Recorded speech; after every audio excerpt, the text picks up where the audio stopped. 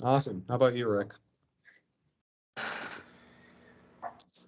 Well, you know how habitually we tend to do that, that 3 second assessment or judgment of others as we encounter them, whether it's a random person on the street or whether it's someone we have known for a while, but still we have that tendency, the ego wants to size that person up and do like the 30-point check, and start placing them into the like versus dislike versus where are they on the social ladder, all these little habitual judgments that we all have a tendency to do since a very early age, because being a social animal and also having most of us, almost all of us, being from a culture that exists in with some sort of hierarchy, right? And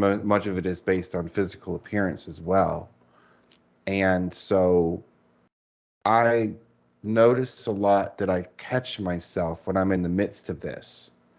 And sometimes it's easier for me to symbolically turn people into plants and trees.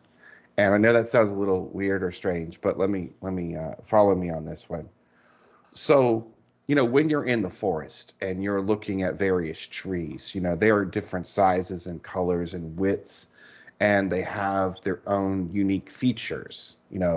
Some are excellent at guarding against diseases, and some are excellent at, produce different kinds of fruit, and some bear flowers, and some blah, blah, blah, blah, blah.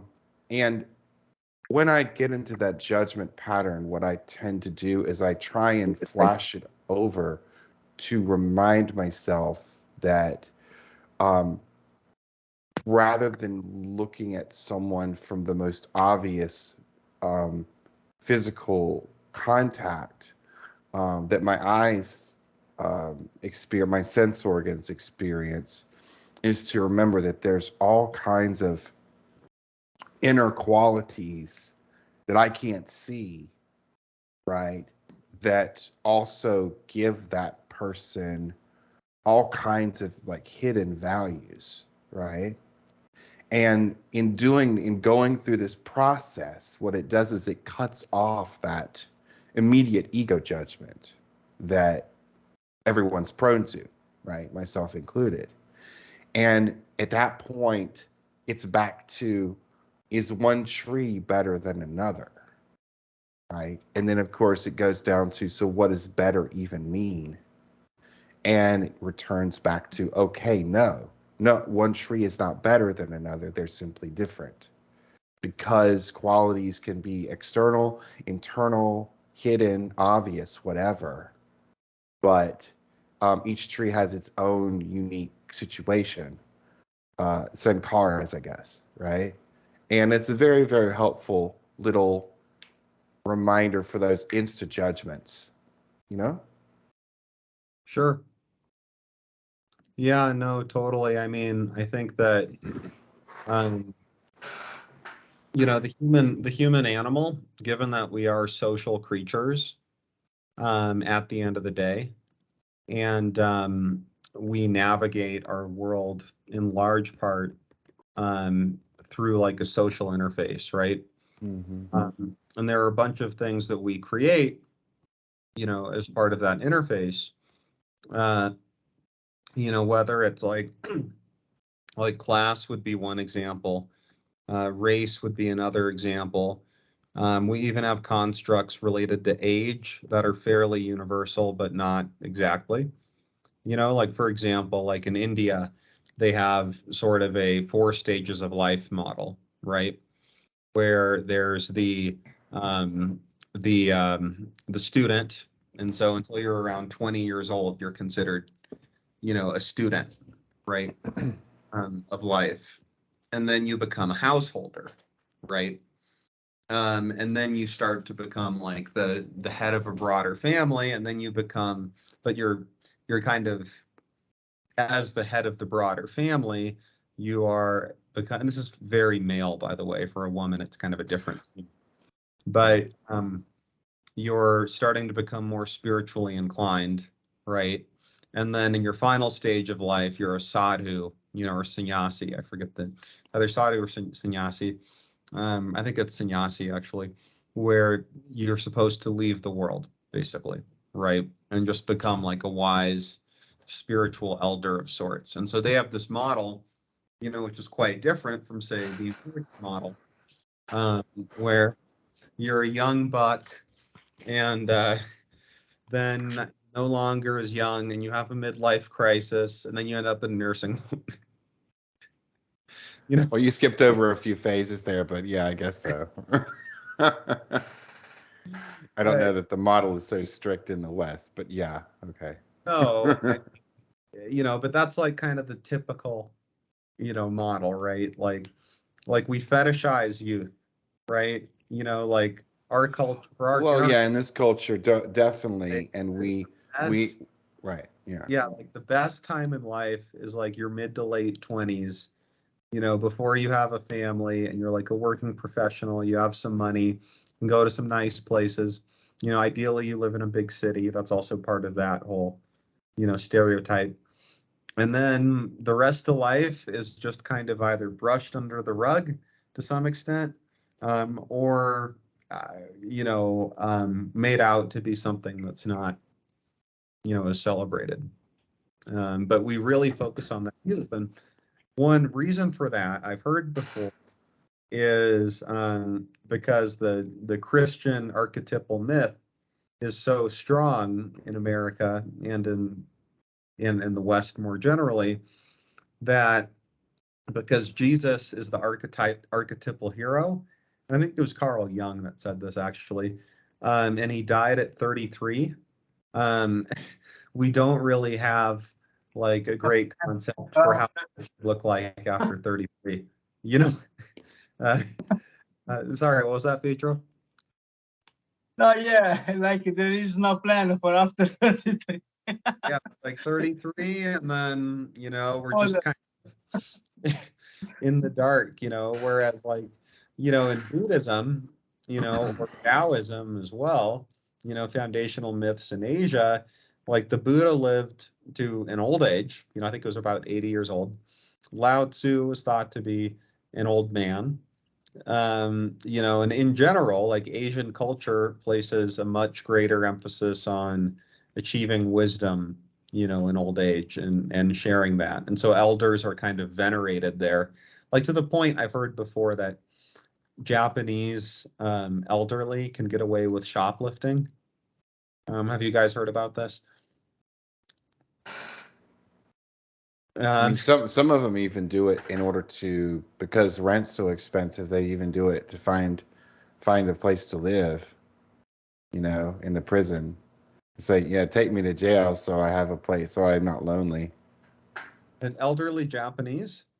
Mm-hmm, mm-hmm. Not all of them, but it's a common trend there that they'll break the crime, they'll break the law a little bit because they're a bit lonely, and they know that they're gonna find a place to live in the prison without having to pay rent, and also they'll have people around necessarily to talk to.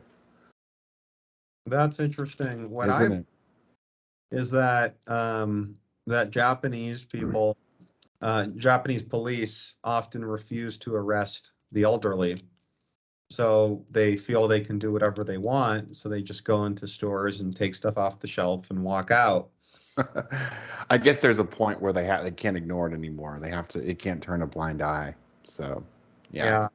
Or it might depend on the city as well. Yeah, that's true. It's hard to generalize. Yeah, let's not overgeneralize. Me never having been to Japan, so I don't know. These are stories. These could be rumors. So I don't know. Right. But anyway, the topic is pretty interesting because you talked about this thing of the judgment, the 3-second judgment. When you meet it's very quick. Yeah. Actually, this is a kind of a thing that if you meet just 1-2 people, it's you know, you can handle. You see, okay, I'm judging like this. Let me let the mind take a break. Just observe, take the input. You know, this is just as it is. It is this way. I'm gonna take in the view. The thing is that when you are around maybe 20, 30 people, could be a workplace, could be around in the city or some event, these judgments are really fast. It's very, very fast. It's hard to, It's hard it's mode. You're on hard you, mode now. you catch your mind, but you know, the eyes are very fast. You know, the mind is fast. The eyesight is very, very fast. But so at a certain point, I feel for me that when I see this thing, it's like you know, you see an image. You hear me? Yep. Mm-hmm.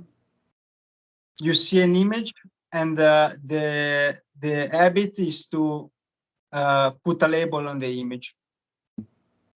The exercise here is to see the image and keep seeing the image as it Right. changes with your opinion of the image. Right. Investigation. And this is the best thing that can happen, actually, is when you have a bad opinion of someone, you know them better, and you change their opinion, and you change your opinion about them. This is the best thing that can happen, because imagine what happens if you believe someone is an asshole, and then after some days you know him, or sometimes you know him. Okay, he's really an asshole. But the good thing that sometimes happens, if you suspend the judgment and keep seeing, keep looking, it's just an image. Your mind is telling about that image based on remembering and other images and experiences of the past and so on. But anyway, it's just, you know, the mind telling this stuff. What is happening is image changing like this. Right. And so, yeah, keep looking. I do this, and when I'm around a lot of people, it's like yeah, there is this kind of judgment, but the thing is to go from there into the mind, not from there out again. You know, I don't know how to say this.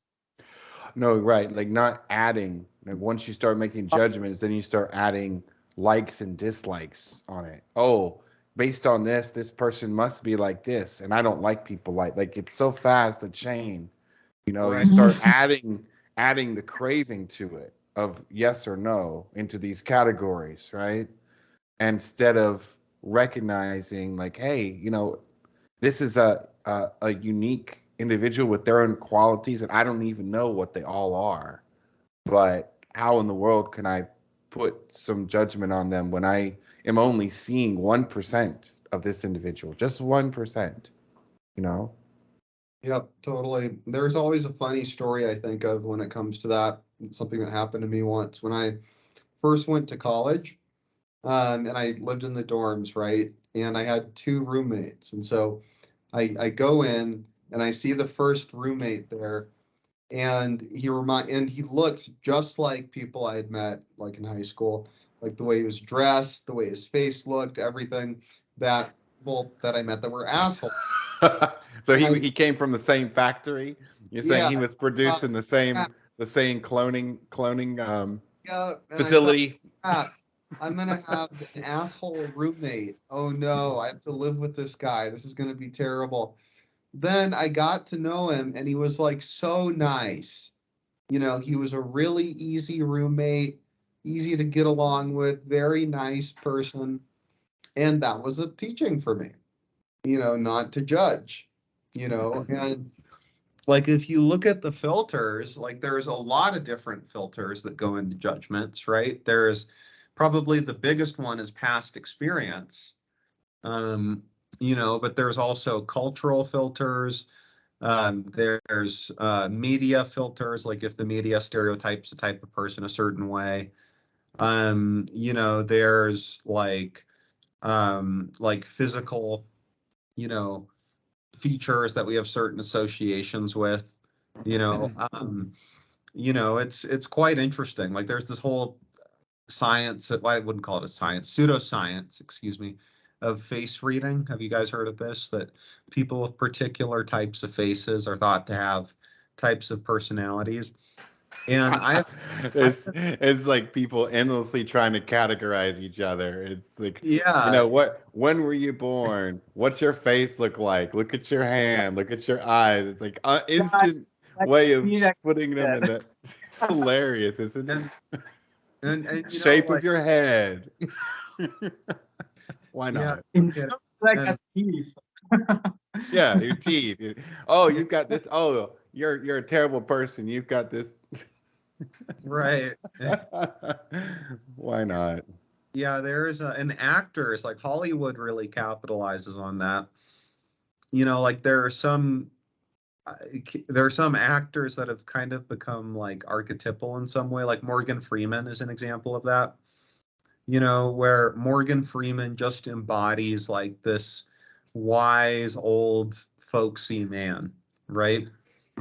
You know, and so whenever we see Morgan Freeman, you know, it's like we're seeing like the archetype of the wise old man, right? Well, it's cyclical, right? I mean, it was created, but then it's perpetuating.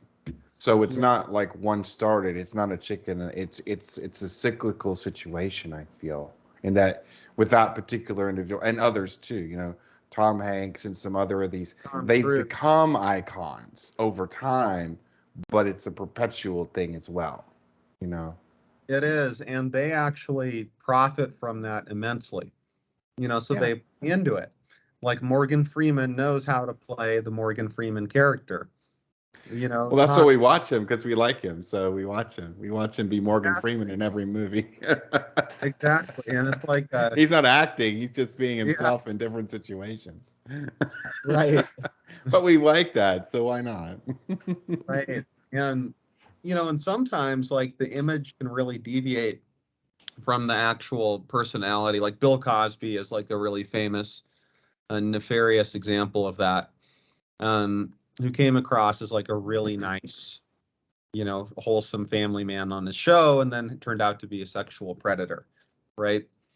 You know, so people are complicated. Let's just put it that way. Like you can't say he was all A or all B. There was these sides. There were these warring, fragmented ego parts that were going at it. And in one situation, he was, as you mentioned, a sexual monster. In others, he was, you know, fighting for civil rights, right? Like, and it's really hard for us to sort of put those two very seem like opposite things together, because we want to believe people are all one way or all another. It's more comfortable for our categorizing minds to lump folks into A or B, and not say, well, he had parts of both in there, and you know, immensely beneficial and immensely detrimental. That breaks our brain, because it's not so simple. But for me, it reminds us that it's not so cut and dry, is it? Not at all. Calling someone a good person, right? Calling someone a bad person, it's not so cut and dry. Right, and it's very situational. Yeah, totally. And sometimes like bad people don't start off that way. Like there's the old line that the road to hell is paved with good intentions, right?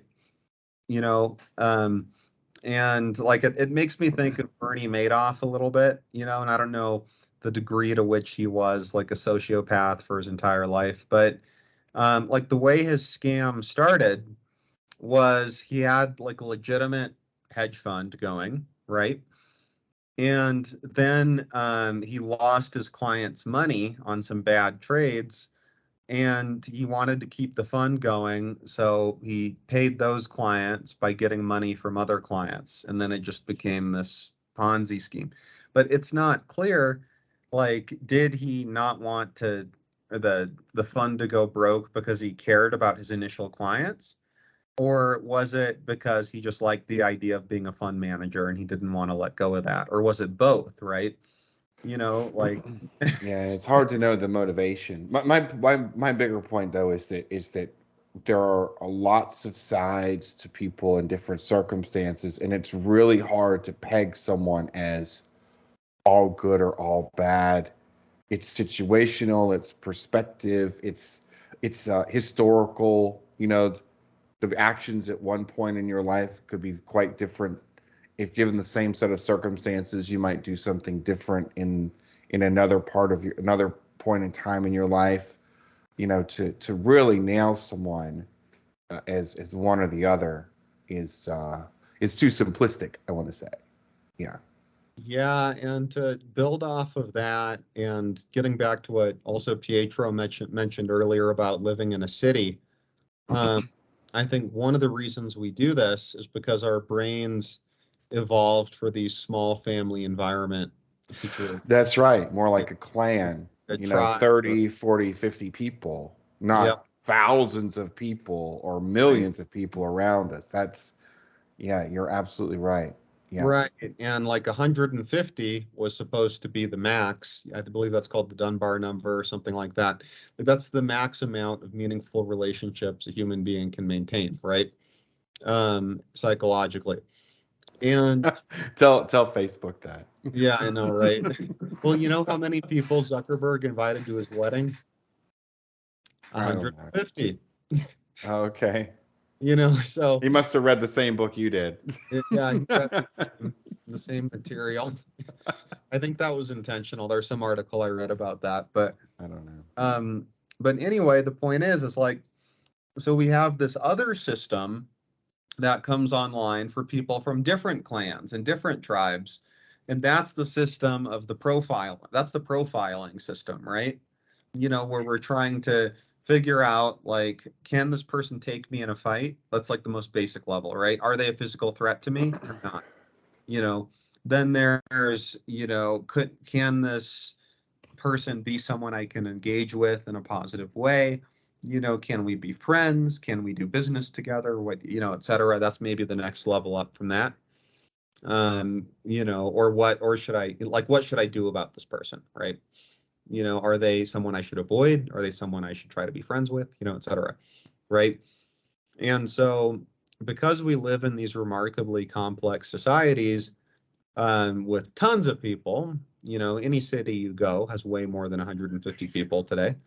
That system that was probably only ever used rarely back in the day is firing all the time. Even on the internet, I would imagine it's firing. Like if you scroll through your feed, that system is going to be activated. Like, can I trust this source of information? Is this a reliable, person that's posting? Do they have bad intentions? Et cetera, et cetera, et cetera, right? And yeah, I think, like, we are burdened with way more use of that particular, profiling system now than I think any time in human history. But that's the thing. If we're paying attention, if we have that awareness, then it doesn't have to rule us or our habits. That's my point too, is if we either don't see the obvious external qualities as the most important or necessary ones or only ones, or if we refuse to make the judgments in the first place and say, actually, the separation between self and other is not fundamentally real. And then it goes to even a deeper level beyond just not judging, but actually seeing the commonality. I mean, let's just look at it from the DNA perspective, right? I mean, Robert, how much DNA do you think you and I share, like by percentage? Like 99.99999, like way out to some crazy and infinitesimal level where we have the same DNA. Right. basically. I mean, almost like who knows? I don't know what the I percentage think is. even a banana shares like 78%. Okay, right. So even a banana, we know chimps are like 98 something, blah, blah, blah, right? So my point is, when you've got these little carbon units with so much DNA, we're essentially identical. Right. We're essentially, I mean, literally at a biological level, we are essentially identical, right? And it's that 0.000 whatever, blah, blah, blah, 1%. That's where we're putting our judgments into. Right. From a physical perspective, but we're just about identical, right? And to other animals interacting with us, to plants interacting with us, to extraterrestrials, if you go in that direction, interacting with us, we're all pretty much identical. You've got the male and female sides, but that's about it. That's about it. And those are just the obvious differences in traits, right? But we're basically identical. And so walking around with that judgment is laughable in a way, because I'm making judgment about someone that's basically the same as me, at least on a physical level. And, with 0.00 blah, blah, blah, 1% is the same as me. And I'm like calling them out. Oh, this person is this. Oh, this person is that. It's amusing, isn't it? When you think of it from just a scientific standpoint like that. I mean, I know socially we trained, we practiced, advertisements, pressures, etc., to make those, hey, judge, rank, position, categorize, blah, blah, blah. But just looking at just the sheer numbers, is it's nothing. It's nothing. I'll throw like another concept at you that is related to the absurdity of what you're talking about, which is, Freud has this little quirk about the narcissism of small differences, right? Where people prefer to, or often find themselves fighting with others that are much more similar to them than those that are much less similar, right? So, like take like a political division within a country, right? Like the Republicans, Democrats in the US, right? For example, like they have way more in common with each other than they do with the North Korean Communist Party. But they have way more animosity and hatred towards each other than they do towards the North Korean, dictatorship, right? So we even tend to like to pick fights with those that are close than those that are far, right? Well, until there's an external threat, and then suddenly, hey, we're the same. Oh yeah, we are. I don't think so. That was not the lesson of the pandemic for me. Really? I used to agree with you on that, but the division that emerged during the pandemic made me think that an external threat may divide even further. Mm. Just given like the way it can be politicized, the way that these competing narratives can emerge, and you can end up with like a much, more divided populace than you had before. So, but that was the theory. If aliens invaded, we would all unite. I don't think so. I think there would be some group that says, let's worship these aliens. They're a god. Another group, they're gods. Another group would say, these are the harbingers of the apocalypse. Another group would say, let's try and do business with them. And then yet another group would say, let's see if we can go out to the club together. I think let's see how anatomically compatible these aliens are. Yeah. Like that. Oh well, I don't know. Yeah. I don't know. I guess it's an interesting philosophical kind of point. But I don't know. My main point was, it's interesting that we put these categories on one another when our DNA basically says that we're practically identical. We're all practically identical. Yeah, Pretty much. from a biological standpoint. And for me, why I like to remember that is in the face of those snap judgments and say, oh, but look, what am I really evaluating here? You know, honestly, a 0.000%. Well, and that Yeah, could, my point of tonight that I keep saying, because I don't know, I'm affectionate to this point that I will make again. That the fact is that we are in the habit that we take in an input image, we create a judgment, and we want to use that judgment for building a certainty. You know, like we see something, we see judgment, and we want to use that image, that single image, the single snapshot that our mind extrapolated and made an opinion about and categorized with the other beliefs and so on. And we want to use that thing as certain, or at least to build some kind of certainty. Why this is not wise at all? Because if I take this single image and I wanna see the whole movie with that single image, I want because but in reality the thing is that if I see that image, that first judgment, and I see that the judgment changes, the image changes, and so on, then I will eventually see the whole movie. but you know, I believe that you made a great point that we all share the same DNA for the most. We all basically similar for the most.